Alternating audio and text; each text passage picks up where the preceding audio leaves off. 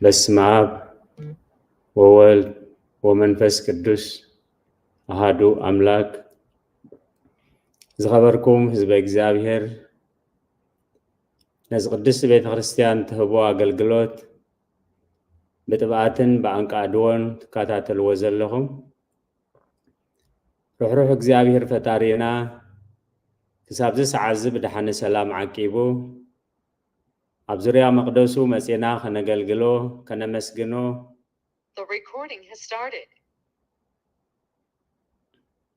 ቅዱስ ፈቃዱ ስለ ዝኾነልና ናይ ባህሪ ምስጋና ይብፅሓዮ። ንኩሎም ተንበስ ሰዓት ዚ ኣብ ፀበባ ኣብ ፀገም ኣብ ሽግር ዘለው ረህዋ ሰላም ቅሳነት ዕረፍቲ ሃቦም ኣብ ቤት ማእሰርቲ ንዘለው ሙፃእ ሓራ ይፍጠረሎም። ኣብ መሪር ሓዘን ንዘለኹም ደበሳ ቅዱሳን ይደብስኩም። ብሞት ስጋ ንዝተፈሊዩና ከዓ ገነት መንግስተ ሰማያት የዋርሶም። ዝኸበርኩም ህዝበ እግዚአብሔር ንዓይ ንጉባኤ ዝኸውን ንህዝቡ ዝኸውን ቃሉ ኣብ ልሳነይ ከንብር ንኩላህና ከዓ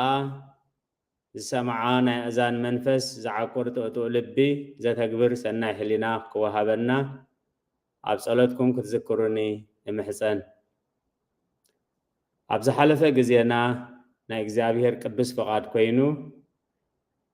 ብዛዕባ ፍርዲ እግዚአብሔር ኣብ ዝረኣናዮ ኣርእስቲ ፍርዲ እግዚአብሔር ኣብ ልዕሊ ሓደ ወዱ ካብ ዝብል ጀሚርና ብዛዕባ ፍርዲ እግዚአብሔር ብረድኤት ኣምላኽ ብዙሕ ግዜ ምስ ረኣና ኣብ መዝሙር ዳዊት መዝሙር 119 ቁፅሪ 164 ስለ ጽድቂ ፍርድኻ ኣብ መዓልቲ 7 ግዜ ኣመስግነካ። ስለምንታይ ኣብ መዓልቲ 7 ግዜ? እዞም 7 ግዜያት ዝተባህሉ ኣበይ ኣበዮም እዮም? እንታይ ኢና ንዝክሮም? እንታይ ኢና ንጽሊ? ኣብ ዝሓለፈ ግዜና ንእሽቶ ይርኢና። ኣብቲ ሳልሳይ ሰዓት ዝብል ጎይታ ኢየሱስ ክርስቶስ ኣብ ቅድሚ ጲላጦስ ቀሪቡ ከም ገበነኛ ዝተፈርደሉ ካብታ ዝተዛሕዘላ ለይቲ ጀሚሩ ክሳብ ሳድሳይ ሰዓት ዘሎ ክሳብ ዝስቀል ካልኣይ ኣብ ሳልሳይ ግዜ ሃዋርያት መንፈስ ቅዱስ ዝተቐበልሉ ምዃኑ ሳልሳይ ከዓ ኣብ ሳልሳይ ሰዓት ጎይታ ስለምንታይ ቀንፈዘው ትብሉ? ስለምንታይ ብዘይ ስራሕ ጠጠው ትብሉ? ስለምንታይ ብዘይ ንስሓ ጠጠው ትብሉ? ስለምንታይ ብዘይ በረኸት ጠጠው ትብሉ? ኢሉ ንዓና ብዘለናዮ መፅኡ ከም ዝሓተና ተስፋ ከም ዝበና ርኢና። ሎሚ ከም ፈቃድ እግዚአብሔር ንሪኦ ጸሎት ሻድሻይ ሰዓት ቀዳማይ ክፋል ኢና ክንርኢ። ደጊመ ኣብ ጸሎትኩም ክትዝክሩኒ ደጊመ እምሕፀን። ኣብዚ መእተዊ ሻድሻይ ሰዓት ቅድስቲ ቤተ ክርስቲያንና ክንዝክሮም ቅድሚያ ቀሚጣቶም ዘላ ኣብዛ ሰዓት እዚኣ ናይ ሻድሻይ ሰዓት ጸሎት ምስ በለ ኣብዛ ግዜ ሰዓት እዚኣ ጎይታና ኢየሱስ ክርስቶስ ኢዱን እግሩን ተሸንኪሩ ዝተሰቕለላን ሓሞት ምስ ከርበ ዝጠዓመላ ሰዓት እያ። ከምኡውን እቲ ኣብ የማኑ ዝተሰቕለ ሰራቂ ኣብ መንግስቱ ንክዝክሮ ዝሓተተላን ትብሊት ልቡ ዝተዋህበላን እያ ኢሉ ኣብዚ ሒዝናዮ ዘለና ኣግብያ ወይ መፅሓፈ ጸሎት ነዚ መዘኻኸሪ ያቐሚጥልና ኣሎ። ብሓፈሻ ቅድስት ቤተ ክርስቲያን ኣብዚ ሰዓት ዝትዝክሮ ከዓ ናይ ጎይታናን መድሓኒናን ኢየሱስ ክርስቶስ ኢዱን እግሩን ምሽንካር ስለምንታይ ክስቀል እዳውን እጋሩን ክስቀል ተደልዩ ብካልእ ዓይነት ሞት ክመውት ይኽእል ነይሩ? ስለምንታይ ከምኡ ኮይኑ ምስጢሩን ትርጉሙን ካልኣይ ሓሞት ምስ ከርበ ምጥዓሙ ጎይታ ኢየሱስ ክርስቶስ እንታይ እዩ መንፈሳዊ መልእኽቱ? ምናልባት ንሳቶም ንኽፍኣት ኢሎም ኣስትዮም ክኾኑ ይኽእሉ እዮም፣ ግን ዕላማ ኣምላኽ ከ እንታይ እዩ? ሳልሳይ እቲ ኣብ የማን ዝተሰቕለ ሰራቂ ኣብ መንግስቱ ንክዝክሮ ዝሓተተላ ስለምንታይ እዩ ጎይታ ኢየሱስ ክርስቶስ ኣብ ማእኸል ሸፋቱ ተሰቂሉ? ራብዓይ ትምኒት ልቡ ዝተዋህበላ እቲ ብሽፍትነት ዝነብር ዝነበረ መልሲ ናይ ህይወቱ መልሲ ናይ ጸሎቱ ዝረኸበሉ ሰዓት ግዜ ነይሩ። حمشاي أمدرن أب سماياتن استفزمو تأمرات أبز ساعات زي يوم كوينو شاوعي قويتا زتزاروبهم قالات شوعات تسراها تمسكال أبز جزيزي قويتا إسكريسوس أمسكال كوينو إلوام شاوعي موصع نفسات كابسيول كابس عشر الشيخ ساب ساعات سلسة زلو جزي نفسات كابسيول زوصلو حراز زوصلو خابزات سيطان شاموناي في السامية تسفى دحنات سب اتي قويتا እግዚአብሔር አቦ አዳምን ሔዋንን ካብ ገነት ክስጎጉ ኸለው ዝሃቦም ተስፋ እንተነይሩ ዘርእታ ሰበይቲ ርእሲ ተመን ክጭፍልቕ እዩ ዝበሎ ኣብዚ ስቕለት ክጭፍልቕ ስለ ዘለዎ ተስፋ ድሕነት ሰብ ዝተፈጸመሉ ተስፋና ኣብ ግብሪ ንምውዓል ከዓ ተዘከረን እናበልና ንምሕፀነሉ ግዜን ሰዓትን እዩ ناي ساعات جزء أب حديث كيدان تراي زي كونه أبولي كيدان كم زنبرون نبيات تقاملو خم زنبرو أب بزح كفلي ناي مسحف كردسنا نركبينا إلو قال خابو مزمور داويد حمسان حموشن كزري عسر تو شوعته مزمور داويد حمسان حموشن كزري عسر شوعته مشاتن بجهاتن أثر نقزم هو نبلا الله نسخة دمس أي سمعي سلازي نبهو تس إلو فرق معالتي كمون مشت لبا أملاخ كمز عينات صولت كمز نبرة ومن صولت زخا أملاخ دس إلو ويقبلو كمز نبرة يقلس إلو قال بولك كاب قدسان تقاملو زنبرو أب تنبيت دانيال معراف شديش غزر عسرته دانيال دما أزحق إذا خمسة صحفة مسفلته نابيتو خده إتن مساختي أبدرب زنبرت بيتو ناب يروساليم أبيلن تخفيت النبرامو كم تقدم زن قبرو زنبرة سلسة ساعة معالتي أبكر ما أملاخه ببركون ناتن بركخه سألينا مسجنانيم أبز ساعات زي لو كان ده زي فلي أم معالتكن سلسة جزية سرع زخانة صلاتي صلى خمس نبرة بفلاي كا بجكا نابتي ناب كدنا صار زقمو تاوت امبر ناب እግዚአብሔር ናብ ካለ አማልኽቲ ዘምለኸን ዝሰገደን ናብ ጉድጓዳ ናብ ዝተኸድርበዩ ተባሂሉ ኣብ ዝተኣወጀሉ ግዜ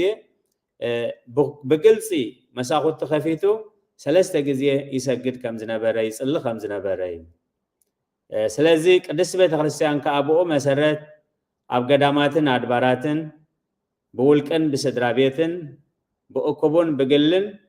ازي شوعات ساعات صلوت عدالياتو انه ابقداماتن ابدباراتن ترايز ركب زنبرة قدس فقاد خينو اب نفس وكف غزا اب نفس وكف جبا اب نفس وكف سلفون كم زقمت تغيري سلازي قدس بيت كريستيان بخميات يجمرو نزي صلوت زي تساقله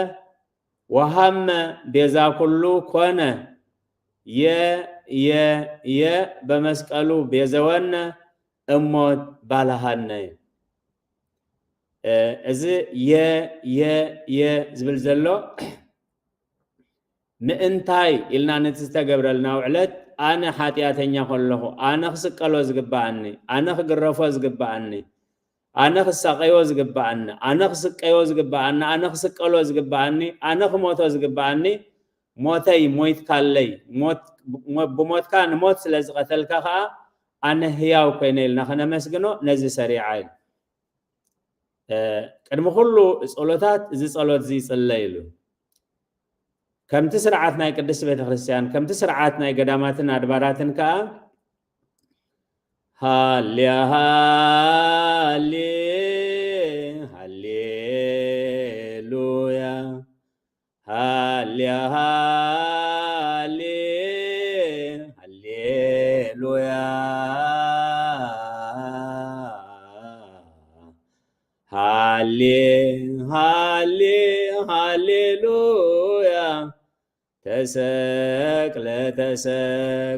تسكله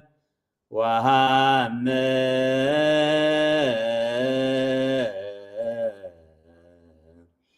بيزا كل كون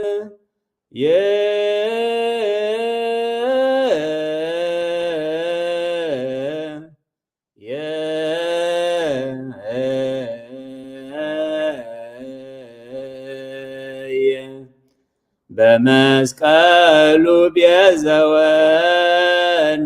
اموت بالهان سلام اهللو እግዚአብሔር ዝተመስገነ ይሁን ተሰቂሉ ሐሚሙ በጃ ሁሉ ኮይኑ የ በመስቀሉ ተበጅና ካሞት ከአ ባሊሁና ካሞት ከአ አድሕኑና እዚ ምህልላዚ ወይ እዚ መዝሙር እዚ ምስተዘመረ ብድሕሪኡ ካብ ሰዓት 6 ካብ ፍርቂ መዓልቲ ጀሚሩ ክሳብ ሰዓት 3 ዝጸንሕ ካብ ብሉይ ኪዳን ጀሚሩ ክሳብ ራእየ ዮሐንስ ዘሎ ነዚ ግዜ እዚ ነዚ ውዕለት እዚ ዝምልከት ንባባት ይንበብ ኩሉ ትናይ ብሉይ ኪዳን ንባባት ምስተነበ ካብ መዝሙር ዳዊት ዲያቆናት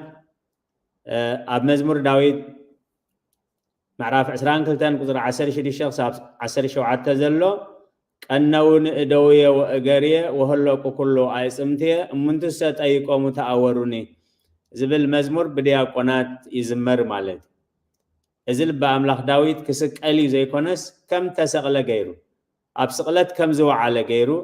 ኒ ጎይታ ኢየሱስ ክርስቶስ ወኪሉ ተገሊጹሉ ዝበሎ እዩ ስለዚ ዲያቆናት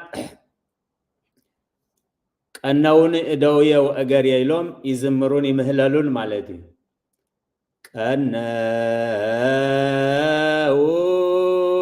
ቀነውኒ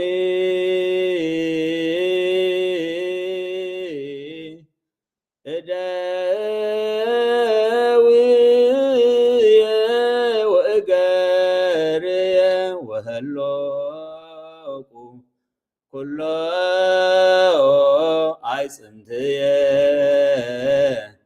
እምንትሰ ጠይቆሙ ተአወሩኒ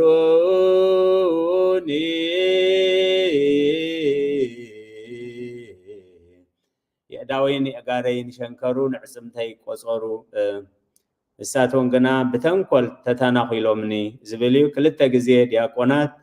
ክልተ ግዜ ህዝቢ ምስ በሎ ኣብ መበል ሓሙሻይ ግን ህዝብን ዲያቆናትን አገልገልትን በሐንሳብ ይብልዎ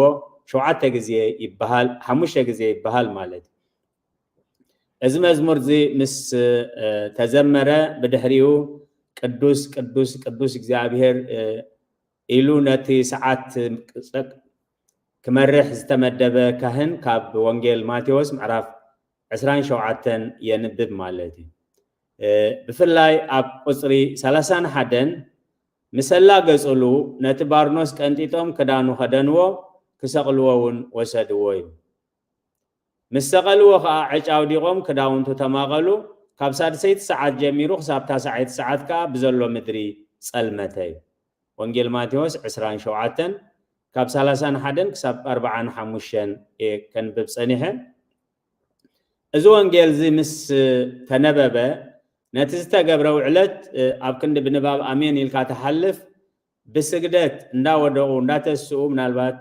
ኣብ ገዳማት ዝረአኹሞ ሰዓታት ጸሎት እዚ ብትክክል እዩ ዝፍጸም እዚ ወንጌል እዚ ምስ ተነበበ ግዜ 6 ሰዓት አልበስዎ አልባሲሁ ለኢየሱስ ወሰድዎ ይስቅልዎ ኢሉ ናይ አምልኮ መዝሙር ይዝመር እዚ ከዓ መራሕን ተመራሕን ብየማንን ብጸጋምን እናተባራረዩ ይብልዎ ማለት እዩ ጊዜ 6 ሰዓት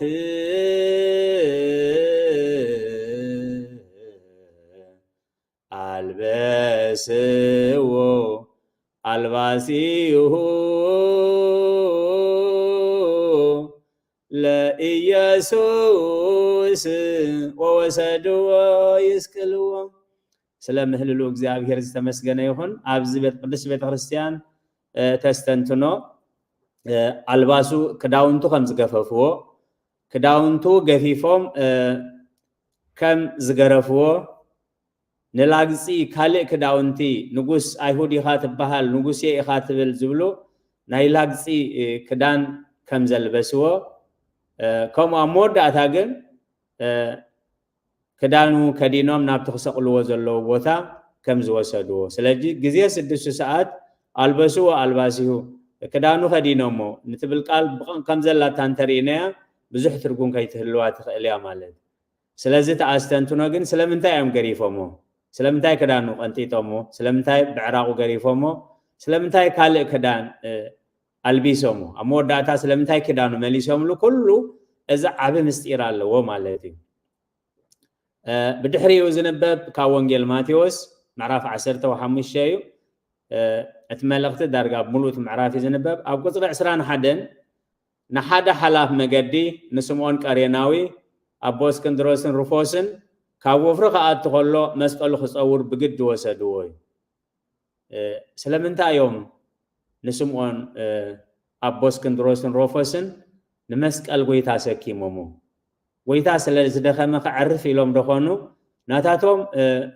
نمنتاي غيرومو نصوري فقند علامانا جن قويتا يس كريستوس انتاي خابزخ مهرنا قدس بيت خريستيان انتاي ليات ترجمو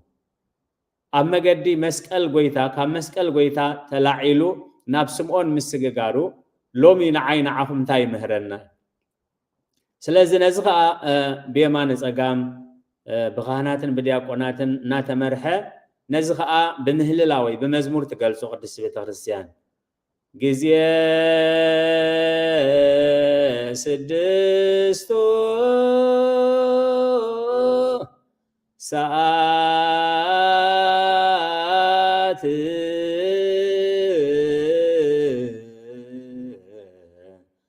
عبتو لسمعون كما يصور مسكالو سلام مزمورو እግዚአብሔር ዝተመስገነን ዝተባረኸን ይኹን ስለዚ ስምዖን ንጎይታ መገዲ መስቀል ጎይታ ተሰኪሙ መስቀል ጎይታ ተቀቢሉ እዚ ሕድሪ መስቀል እዚ ጎይታ ስዕበኒ ዝደሊ ኣብ ፀጽባሕ መስቀለይ ይጹር ነፍሱ ኣይቅበጽ ይስዓበኒ ዝበሎ መስቀል ጎይታ ስምዖን ምጻሩ ንዓናን ንዓኻትኩምን ቤተ ክርስቲያን ክሳብ ክንደይ ምስጢር ከም ዘለዎ ንስለ ዜማ ንስለ ምህልላ ዘይኮነ بفولي أبستنتنو أقميتاتوي بدحريو زنبب وانجيل لوكاسيو وانجيل لوكاس معراف 23 نرجع بملؤت معراف أو قطر 33 كا قرانيو أبتبهال سفرا مسبصحو أبا سقلوو نتون غبرت خفوكا حدا بيمانو حدا بصقامو سقلوومي إذ وانجيل زي تنبيبو مسوده بأستنتنو جزية 6 ساعات سقلوا لإيسوس بقرانيو مكان أبي تسقيلو بتخرسيان أب قرانيو مأخل مدرخة الكلا بقال እግዚአብሔር مسرت مخاني جزية 6 ساعات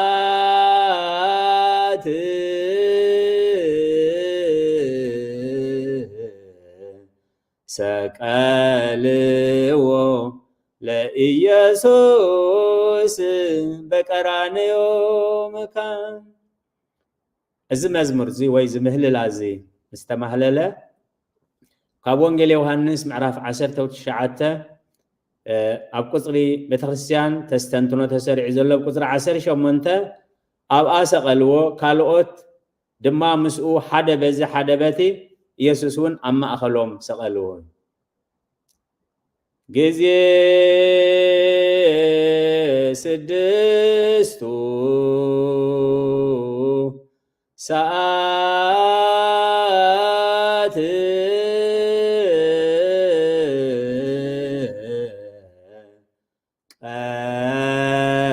قتر صبيها ሊቃነ ካህናት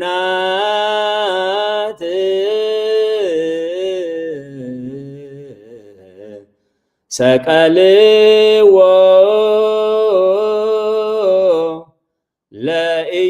ለኢየሱስ ማእከለ ክልኤፍያ ስለ ምህልሉ እግዚአብሔር ዝተመስገነ ይሁን እዚ አስተንትኖ እዚ ከዓ ጎይታና ኢየሱስ ክርስቶስ መን ከም ዝሰቀሎ መቅጻዕት መስቀል ናይ ሮማውያን እዩ ንጎይታና ኢየሱስ ክርስቶስ ዝሰቅልዎ ዘለው ግን ሊቃነ ካህናት እዮም መዓስ ከም ዝሰቀልዎ مالت فرق معاتلي قثري كم استقلوا لكان كهنات كم استقلوا أما أخل شفاتو كم استقلوا نزل زخرزي تقمت سلازي إذا كله سبحات مهليت كمتي أم توزبلنا بتخلصيان تأتذكرنا قدامي إيدون أجرون تشنكيرو زتسقل الليل سب حتيات كسرح كله لبي يحسب عيني يرئي إيد كا أجرها نبتي عين زرعيو لبز وسنو بوتا نأكلات يبصح إيد كا نتحتيات يفصموي سلازي قويتا إيدون أجرون استشنكرلو أبناي روماويان سرعات أتي زخبد مقصعتي ناي سقلت مقصعتي مخنياتو اتوم استسقلو سبات نويح جزي مسكال بسقاي بسعاري دحر مصنح دومون وديوم اتزلع على سقاي ايو سلازي ابونا ادم ادينا حيوان نتحتيات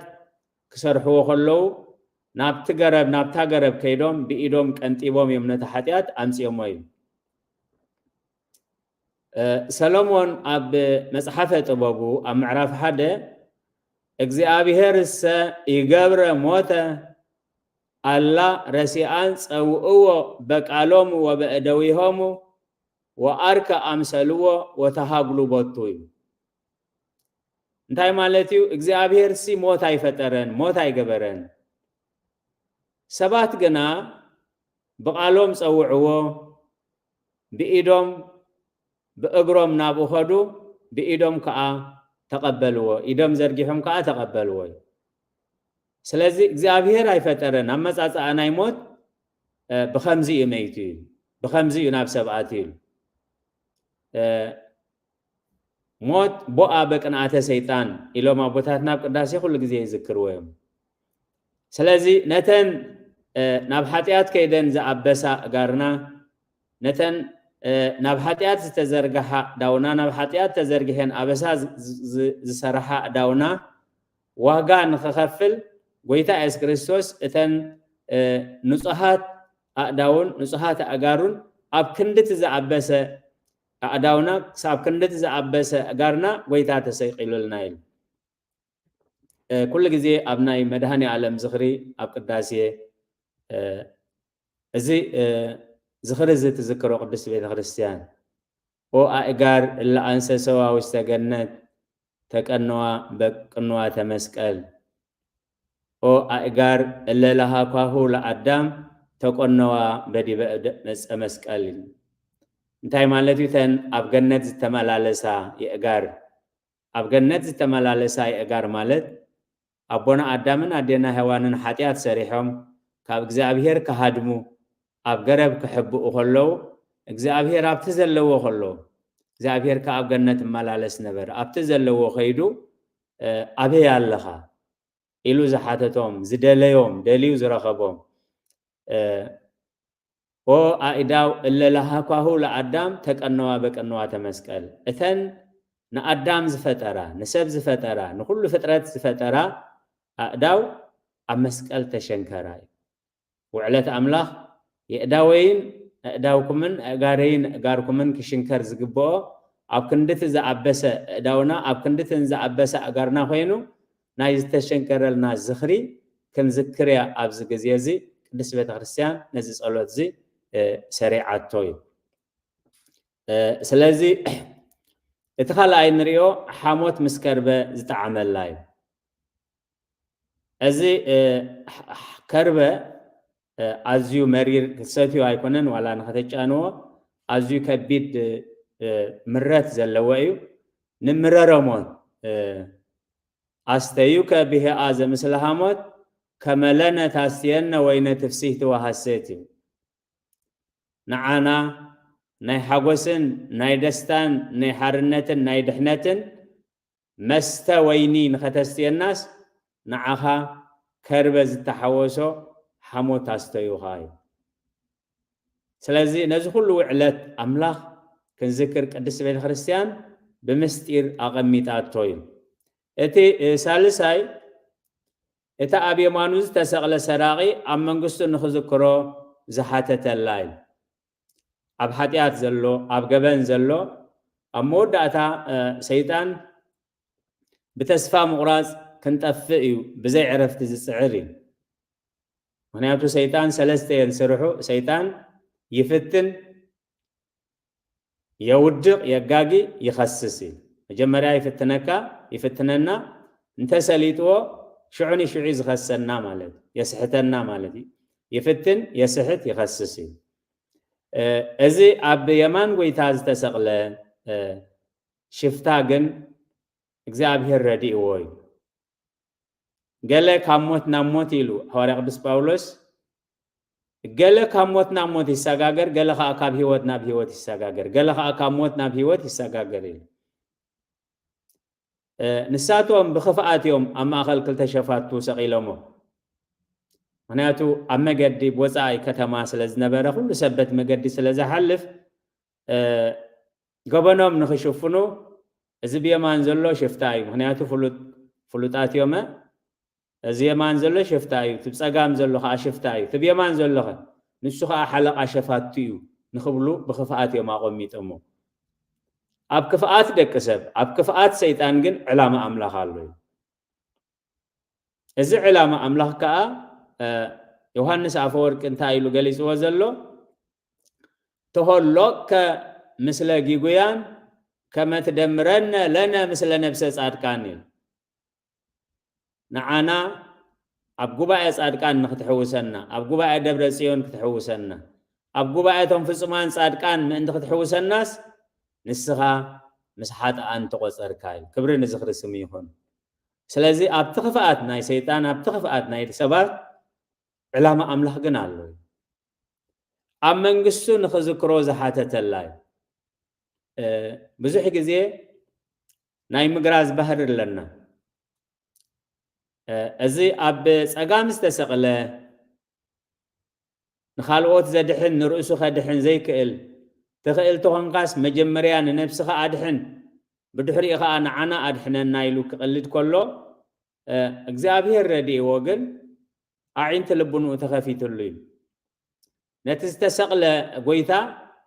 ኣብ ዙፋኑ ኣብ መንበር ክብሩ ኣብ ፅርሐ ኣርያም ክሪኦ ክኢሉ እዩ ንጉስ ነገስታት ምዃኑ ናይ ባህሪ ንጉስ ምዃኑ ንጉስ ዘይሸምዎ ምዃኑ መጀመርታን መወዳእታን ዘይብሉ ዘለዓለማዊ ንጉስ ምዃኑ ንነገስታት ዝሸይምን ዝቕንጥጥን ምዃኑ ኣርጊፁ ስለ ዝፈለጠ ብዛዕባ ጎይታ ክዛረብ ጀሚሩ እታ ቀዳመይ ዝገበራ ነቲ ምስኡ ዝተሰቒሉ ምስኡ ሽፍትነት ዝነበረ እሞ ኣብ ቀልዲ ዝነበረ ኣብ ክንዲዚ ስቃይ እንዳሃለኻ ኸኢሉ እኳ ኣብ ረህዋ እንተትህሉ ብጣዕሚ እንተትህሉሲ ኣብ ክንዲዚ ስቃይ እናሃለኻሲ እኳ ዱን ኣምላኽ ኣይትፈርሑን ኢኻ ብዛዕባ ቃንዛኻ ዘይትገብር ብዛዕባ ድሕሪ ሞት እንታይ ይፅበየካ ኣሎ ዘይትገብር ኢሉ ነቲ ብፃይነቱ ዝቐልድ ዝነበረ ገኒሕዎ ገሲፅዎ እዩ ካልኣይ እዚ ኣብ የማን ጎይታ ዝተሰቕለ ሓጢኣቱ ተኣሚኑ እዩ እንታይ ንሕና ብበደልና ኢና ተሰቒልና እዚኣ ተዓባይ ንስሓ ምዃኑ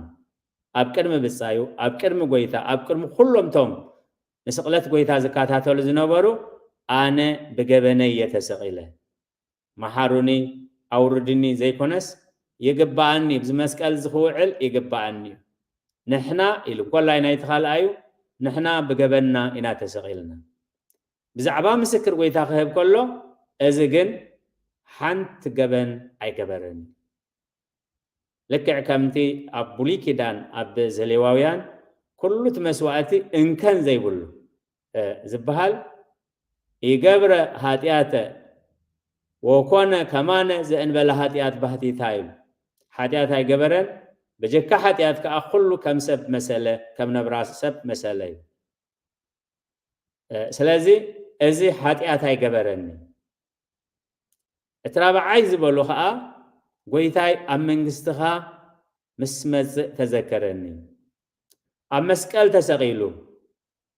ደሙ እናንጠብጠበ ዝሰሓግ ንዘሎ نخمود دقائق نزترفو سب عم منقستخا أي تبلوني خاي كبرنا زخر سميخون أتي بمحرتها بتام زخونا أملاخ مستيرة سمايات سلاز قلس ألو زل عالماو منقستي ملوكتاو منقستو سلاز قلس ألو جن عم منقستخا مستمت زي تذكرني حتونا أريمو زسمع ويتا نعشنتنا بتبابو زلوت ويتا سلازخونا جن اتنعو زحشو نجر عب جنتي خنياتو جنت حجيتهم كان فقاد أملاخ زنبرو بموت سجاز حلفو بحقوس زنبرو ويو من قصة سمايات جناب كلا أي مسات نفسنا مسجانا توهاهيدو زلا علماوي أب من قصة سمايات ننبرو لين سلازة تنعوز قربة تنعوز حشو أب جنت سلازخونات زحاتتو أب من قصتها أيزلو ويتاجن نتصلوت نايفيات هاو زيمان أريمو يسمعوه لومي أب جنت مساي كتهور لي إخاي كبري نزخر سميخون سلازة عربي أبتناي فدا معالتي أبتناي سلمات معالتي سبات كدحنو سبات أموت هوات كرهبو زخالو أستنتنو أتذكري كل جزية زحارة جزي كل جزية كلها نخم نذكره أب قداسية كابتن زي حلفات رايزي كونس بزي زي ما زي حلفاء أنا مالد ناهز بيو تذكرن إجزيو بوست منقستك تذكرن إجزيو بكما تذكر كل فياتاوي زيمان تذكرن إجزيو بوست منقستك سلازي حزب إجزابير قداسية سلازخونة سنبت سلازخونة كنزيمو سلازلنا تراي عزيمنا يخين حلف كنستوعلي قبعنا إمالد تذكرن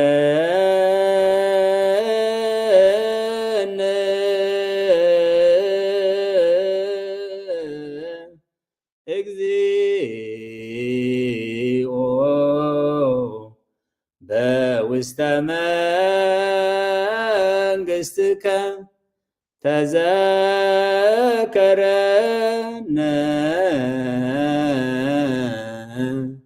إجزيو بوست منقستك بكما تذكركو لفياتاوي زيمان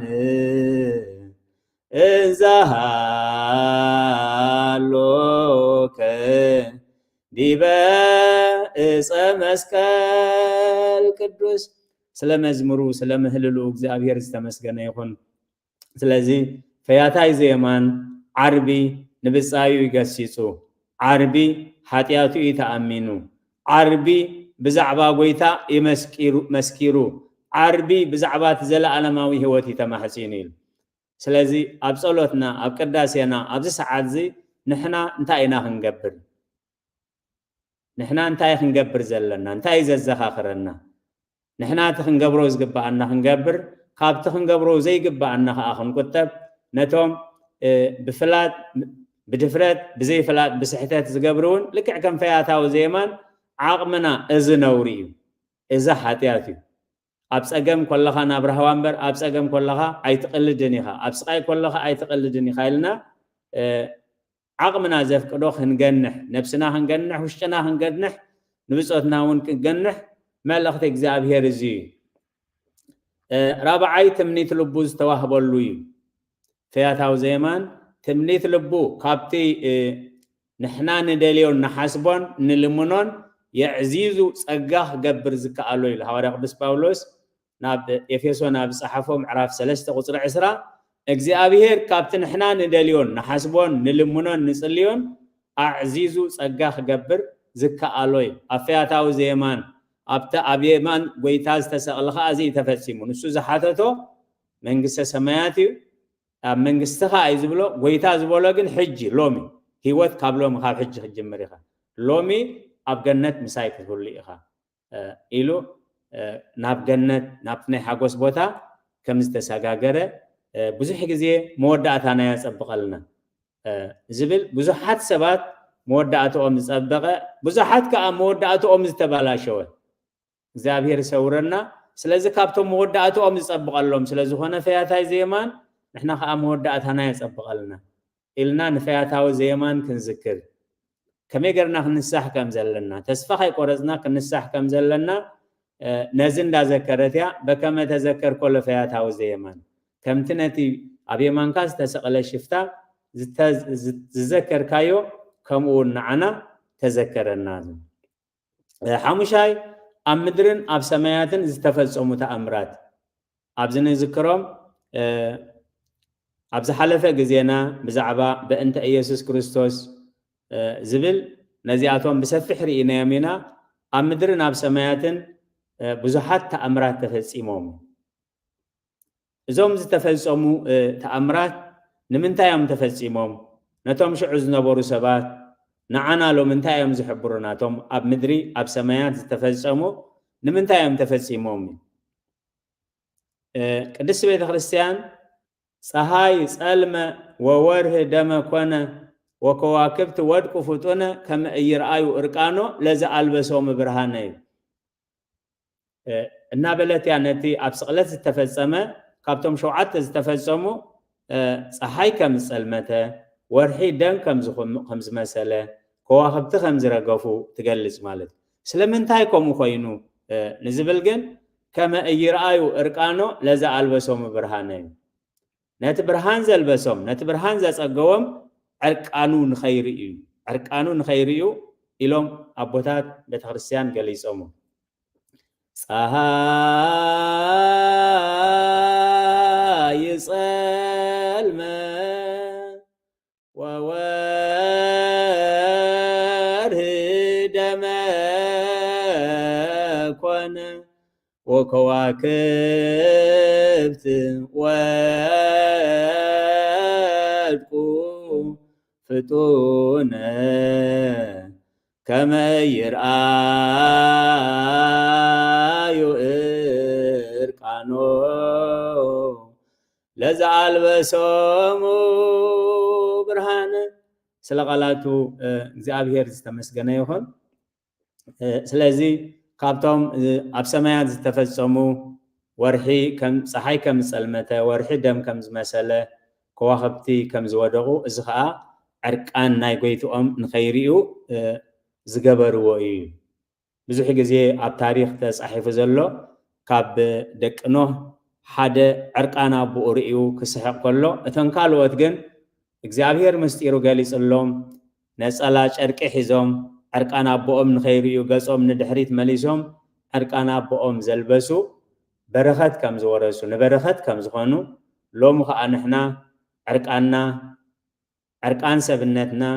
ዕርቃን ሓጢኣትና ብንስሓ ዕርቃን ሓጢኣት ብጾትና ብትዕግስቲ ብዓቕሊ ንኸድን ሰባት ክንከውን ያ ቅድስት ቤተ ክርስቲያን ተዘኻኽረና ስለዚ ጎይታ ኣብ መስቀል ተሰቂሉ ነዚ ኩሉ ነገር ክገብሮ ከሎ ንዓና እንታይ ዝምህረና እንታይ ዝኩሉ ጸሎት ምግባርና እንታይ በረኸት እዩ ዘለዎ እንታይ ትምህርቲ እዩ ዘለዎ ሊቃነ ካህናት ሰቂሎሞ ክንብል ከለና ንሊቃነ ካህናት ምውቃስ ወይ ንሊቃነ ካህናት ሓጢኣቶም ንምዝርዛር ኣይኮነን እንታይ ደኣ ኣብ ከምኡ ዝመሰለ ገበን ከይንህሉ ነብስና ክንምርምር ኣብ ከምኡ ዝመሰለ ውድቀት ከይንወድቕ ከዓ ክንጥንቀቕ ምክንያቱ ኣቦታት እንታይ ኢሎም ብጸጋ እናዓበኻ ክትከይድ ከለኻ ኣዝኻ ጥንቁቕ ኩን ኢሉ ምክንያቱ ምዳቕካ ብኡ መጠን እዩ ብምዳቕካ ብኡ መጠን እዩ ኣብ ዕብራውያን ምዕራፍ 6 ካብ 4 ክሳብ 6 ጀሚሩ ነቶም ሓደ ግዜ ብርሃን ዝበረሃሎም እቲ ሰማያዊ ህበት ከዓ ዝጠዓሙ ተማቐልቲ መንፈስ ቅዱስ ከዓ ዝኾኑ እዩ እቲ ሰናይ ቃል ኣምላኽን ሓይልታት መጽእ ዓለምን ከዓ ዝጠዓሙ እንተወደቑ ንወዲ ኣምላኽ ብሓድሽ ንርእሶም ስለ ዝሰቐልዎ ብጉህ ደውን ስለ ዘላገጽሉ ከም ብሓድሽ ንስሓ ክሕደሱ ኣይከኣሎምን እዩ ስለዚ ጎይታ ኣብ ቀራንዮ ሓንቲ ግዜ ይተሰቂሉ እዩ ዝኸበርኩም ህዝቢ እግዚአብሔር ሎሚ ኣብ ልብና ሎሚ ኣብ ስጋና ሎሚ ኣብ ኣገልግሎትና ሎሚ ኣብ ዕለታዊ መነባብሮና ንጎይታ መዓልቲ መዓልቲ ንሰቕሎ ኸይንህሉ ክንጥንቀቕ ኣብ ቅድስት ቤተ ክርስቲያን ተዘክረና እዩ እንታይ ማለት እዩ ንጎይታ ምስቃል ማለት كما يقرنا إنا نسقلو نقويتا خلائي جزية سلسقل وي نقويتا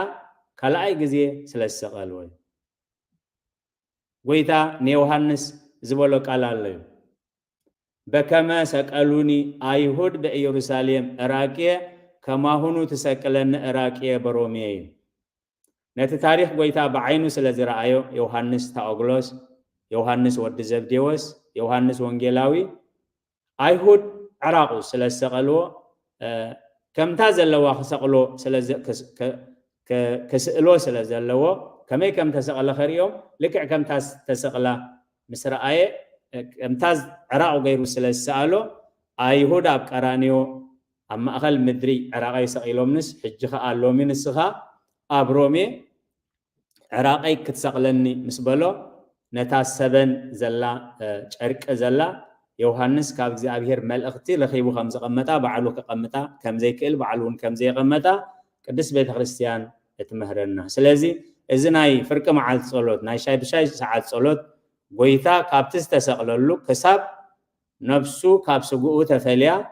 መለኮት ዝተዋህዶ ስጋ ኣብ መስቀል ጠልጠሊሉ ከሎ ነፍሲ ዝተዋህዶ መለኮት ዝተዋህዶ ነፍሲ ንሲኦል ወሪዱ نفسات كساب زوصالو نزي ساعات زي اتذكر قدس بيت كريستيان سلازي قدس بيت كريستيان ازي سريعتلنا نحنا خانايت سريعتلنا زلا تخافلت كنكون نبرخت كنكون منتي بلمدي كم صلوت كم اغلغلوت كم زيما طراي حليفنا كي نخيدمو كي تتقمنالو كمتي برتوع ماي برتوع زنامس زنمه معقورن دحر زي تقيمكا دحرتي برتوع زنام اتمريت انت خعات كايو نقص صنحكا كعقور زي كل كومو كاين خون منتي اقدس بيت كريستيان نزا استنتنوزي سريعتلنا سلازي اللي كان كهنات سقيلومو نقول كلنا دخومات مخانكم كتفلتو ودقات حيالات ذكروا دخومات مخانكم كتفلتو ودقات حيالات ذكروا أبودكتكم تسفى خيط قرصها تنسائي رسيان بنسحة ذكروي سلقالاتو اجزابير استمسجنا يهون نتز تعامنا يو سماياوي هوت نتز تمقالنا يو سقا منفس قدوس نتا زت تعامنا يو سماياوي حيلي نعو انا ذكرنا عبتقوي تازبلنا دو كنبل نهوتنا نبيت خريستياننا نهزبنا نبرخات كنكون إذا أبوتاتنا أما سرت هانيصوم نسنا صلوت زي كنا بولين حديثن انتا يوم زبلو مستيرو خن منتاي كوينو نحنا خ منتاي نبرخات نتقملو سريعوم نزخ قامطلنا خلو كم زنا حجي بكمبيوتر صحيفكا امون غدقايق اشحات غصات كوبي اندا غبركا زم حلالف اينبرن قربت نافحقو قربت انسسا نافحقو قصل حريروم قلم الناسرحو ملو عدميهم نزي سندزي نزي ناي براناتات سند كركبنا ملو عدميهم كند حدارن كند ولادن كند حاغوسن يلوم نرست اوفيوم زحلفو بزحات صحافتي قدس بيت كريستيان سندتي قدس بيت كريستيان سندتي تاريخ بيت كريستيان ببزح كبري تذكرهم نزي كل سندون عنان برخت كنكون يمو سمعنا خنقبر قرنا خنصدق نا اغزابير قدس فقاد يخونلنا صنيلكم سلسمعكم نبتقبروا صلوات كل اغزابير اسمعكم